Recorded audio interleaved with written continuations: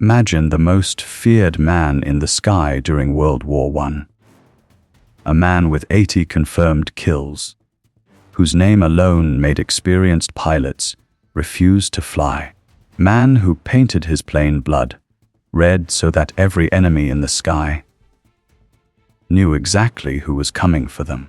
Imagine that this man, this legend, this myth, this living nightmare dressed in a leather helmet and goggles, actually feared someone back.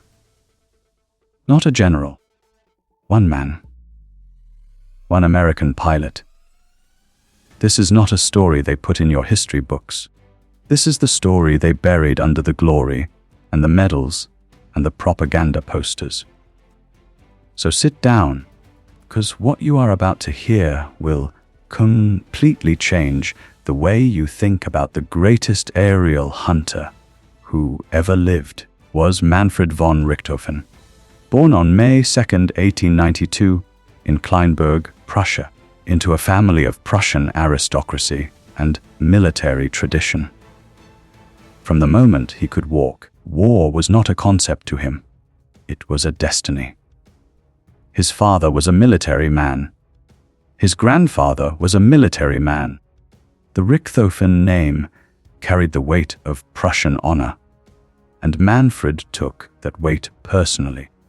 He trained as a cavalry officer before the war, imagining himself charging across open fields on horseback the way his ancestors had. But the world had changed. The machine gun had made cavalry charges into suicide missions. And young Manfred found himself stuck behind the lines, moving supplies, doing nothing, feeling useless while Germany was bleeding out on two fronts. So he transferred to the Imperial German Air Service in 1915, and in doing so, accidentally discovered what he was born to do. His first flight nearly killed him. He almost crashed on takeoff. His instructor was furious. Other cadets laughed. Richthofen did not quit. He did not slow down. He trained with an obsession that bordered on madness. Within months, he was flying combat missions over the Western Front. He was not naturally gifted as a pilot. And this is something most people get wrong about him.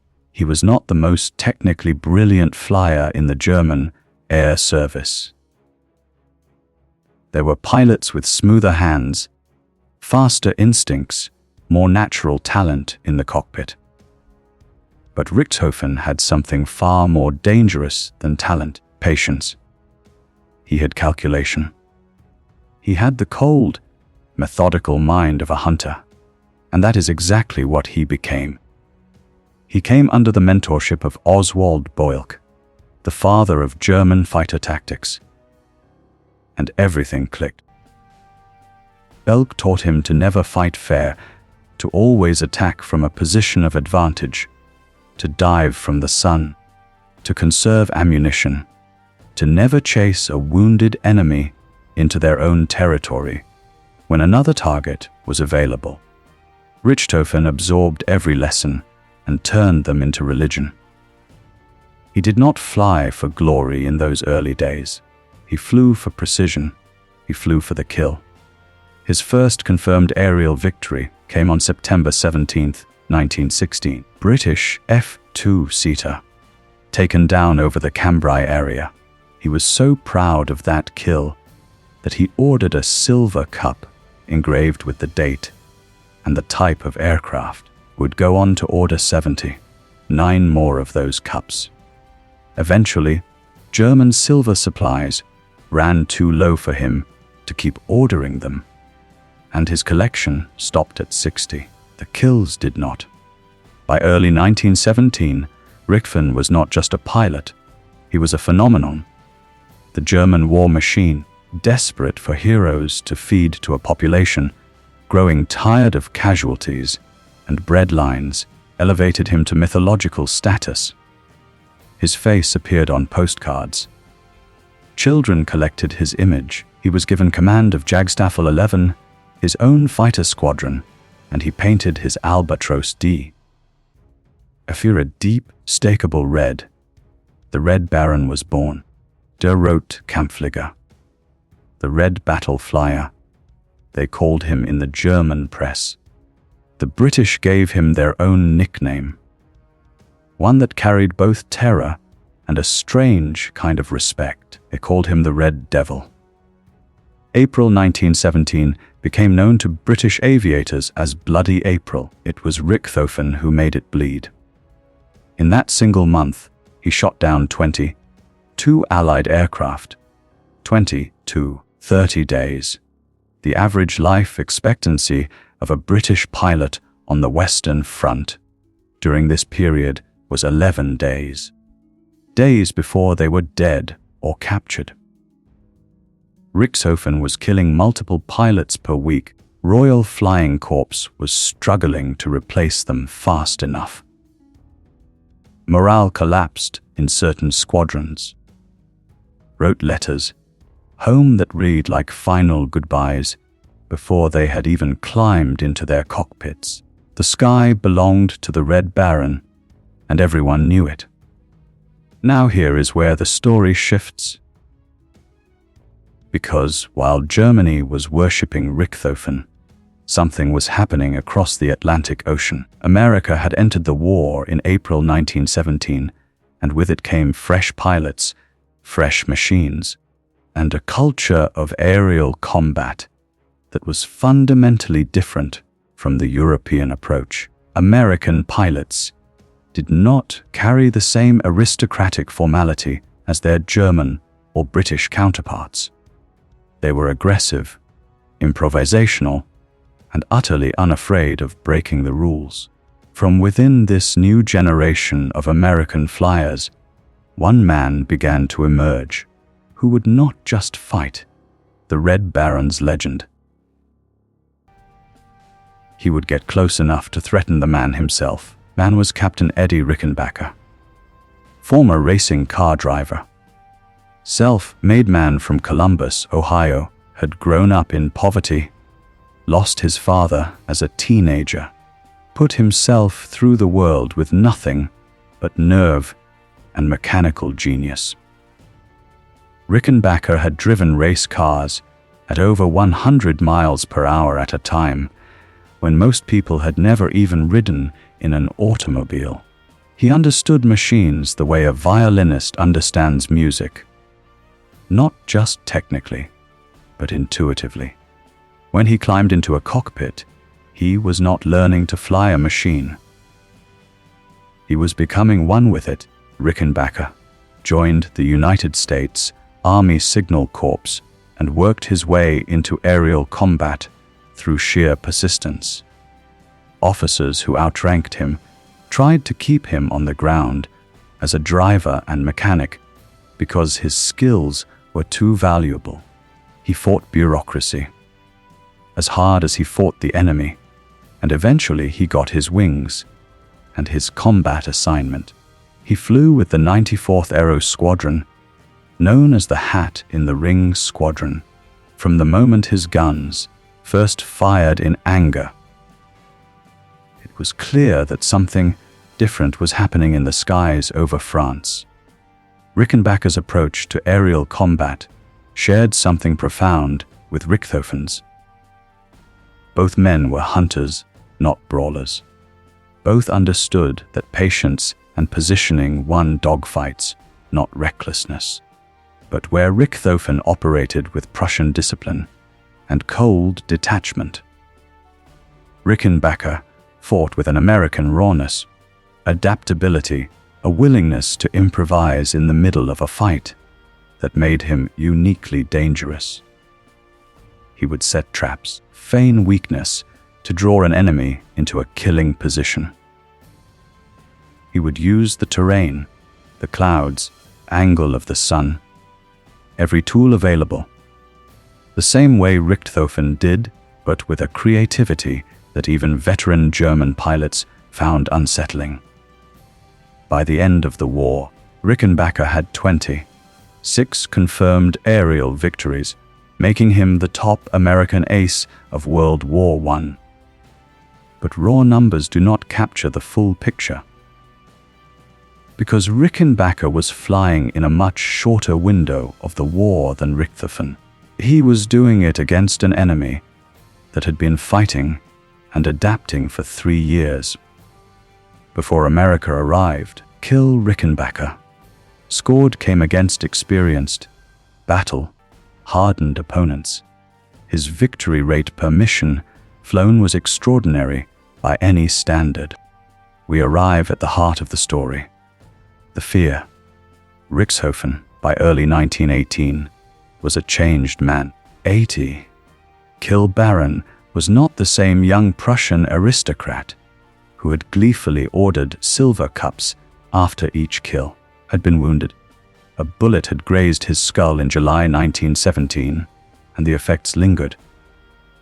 Headaches, mood changes, a darkness behind the eyes that people who knew him well could see, but could not name. German doctors and commanders urged him to take a long rest. He refused. He could not leave the war. The war was all he was, and without it, he did not know who he was anymore. But the recklessness that had crept into his flying after the head wound worried his comrades deeply. What Richthofen had lost, and what Rickenbacker embodied perfectly, was the willingness to learn and evolve while the war itself evolved. By 1918, the air war had changed dramatically. American aircraft were improving. American tactics were sharpening. The pilots arriving from the United States brought a psychological freshness that the exhausted veterans on both sides of the trenches had lost entirely. Baron was fighting with the habits and instincts of 1916 and 1917, a war that had become something different and more dangerous in 1918. There is a documented account, pieced together from squadron diaries and post-war interviews with surviving German pilots, that in the weeks before his death, Richthofen made unusual comments about the American pilots now filling the skies against him. He described them as unpredictable. He noted that their aggression did not follow the patterns he had spent years memorizing. A French pilot flew one way. A British pilot, trained in the same schools with the same doctrine, flew another way. But the Americans, they flew like men who had not read the same book, because they had not. They were inventing themselves in real time, and that terrified a man who had mastered a system. Rickenbacker himself never claimed to have personally faced Richthofen in the air. The historical record does not give us a clean one on one confrontation between these two men that we can point to and say, here, this moment, this is where it happened. But what the record does give us is something more interesting and more revealing. Gives us the context of what their simultaneous presence in the same airspace meant for the course of the air war in 1918. Richthofen's death on April 21, 1918.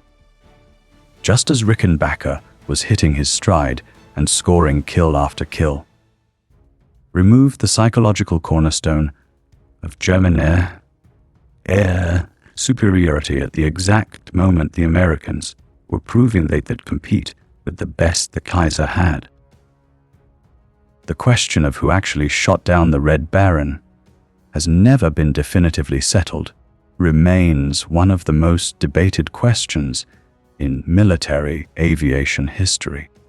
The most commonly credited theory gives the kill to Canadian pilot Captain Arthur Roy Brown, filed a combat report claiming the shot. But a significant body of evidence, including the trajectory of the bullet that killed Richthofen and the testimony of Australian ground troops who were firing from below, suggests that the fatal shot may have come from the ground, from an anti-aircraft machine gun crew not from another aircraft at all. Richthofen was found slumped in the cockpit of his Fokker WWI triplane, a single bullet wound through his chest, having somehow managed to land the aircraft before he died. Witnesses said he was nearly dead when they reached him, and that his last word, whispered as they lifted him from the cockpit, was simply kaput, finished. Doan, the German air service, never fully recovered from his death, not because of the tactical loss, though that was real and significant, but because of the symbolic one. They had built an entire mythology around one red, painted man, and when that man died, the mythology died with him. Meanwhile, Rickenbacker flew on. He flew through the remainder of the war, through mechanical failures and ambushes and overwhelming odds, and he survived. He won the Medal of Honor. He came home. Let us be precise about the claim embedded in this story, because history deserves precision. Fear is a strong word, and we should be careful with it. What the evidence actually shows is something more nuanced and, in some ways, more fascinating than simple fear. Richthofen respected the American pilots in a way he had not expected to. He adjusted his language about them in ways he never adjusted it for the British or the French. There is a difference between a hunter fearing prey and a hunter acknowledging that the prey has become something more dangerous than anticipated. The second category is what Richthofen encountered when the Americans arrived in force in 1918. And within that group, Rickenbacker represented the highest expression of everything that was making German air superiority. Suddenly uncertain, Baron feared no man in the simple, panicked, cowardly sense of that word. He was not built that way, but in his final weeks, flying with a healing skull fracture and a squadron of young men who worshipped him and looked to him for survival, he recognized that the equation in the sky had changed. He recognized that the Americans fought differently. He never got the chance to adapt, because a single bullet, from the ground or from the air, argument continues, ended 80 kills and the legend of the Red Baron on a cool April morning in 1918, the triplane settling awkwardly into a French field, and the most famous pilot who ever lived dying in a cockpit, painted the color of blood. Rickenbacker lived until 1973. He survived a Second World War, a plane crash in the Pacific, where he drifted on a life raft for 24 days and outlasted the ocean itself through sheer will. He built an airline. He became an American icon. And when people asked him about the Red Baron, always spoke with respect. Not the respect of a man who feared his enemy, the respect of a man who understood that his enemy was the greatest aerial warrior of his generation. The greatest compliment you can pay to any warrior is to take them seriously. The sky over the Western Front in 1918 was a place of extraordinary and terrible beauty. Young men who had never seen their own countries properly, who had grown up in small towns and big cities, who had fallen in love and dreamed of futures that had nothing to do with war, climbed into fragile machines, held together with wire and canvas and faith, and they flew into the fire. Some of them came down in flames. Some of them came down in pieces. Very few of them came down as legends. Not because they wanted to be legends, but because the scale of what they did and what they survived demanded that history remember them. Baron, and the American ace who rose to challenge his dominance, represent. Something that every generation rediscovers in every war. That courage is universal, that skill transcends nationality. The most dangerous battlefield is not the one below you. It is the one inside you, where doubt and exhaustion and the weight of expectation fight harder than any enemy aircraft ever could.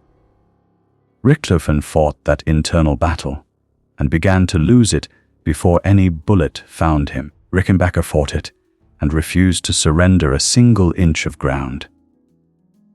That is why we remember them both. That is why, more than 100 years later, we are still sitting here, talking about two men and a war that reshaped the entire world. Because in the story of the Red Baron and the American ace who frightened him, we are not just reading about pilots. We are reading about what human beings are capable of when they are pushed beyond every limit they thought they had. And what it costs them, what it gives them, and what it takes from them that they never get back. Now here is your question to think about. If the Red Baron had survived the war, if that bullet had missed on April 21st, 1918, do you believe he could have adapted to the new generation of American pilots? He have evolved the way Rickenbacker evolved? Or was he already a man whose greatest days were behind him, legend running on fumes and iron will? Let me know your thoughts in the comments right now. If this story hit you the way military history always does when it is told honestly, drop a like, share this with someone who loves real history, and subscribe. Because we are just getting started.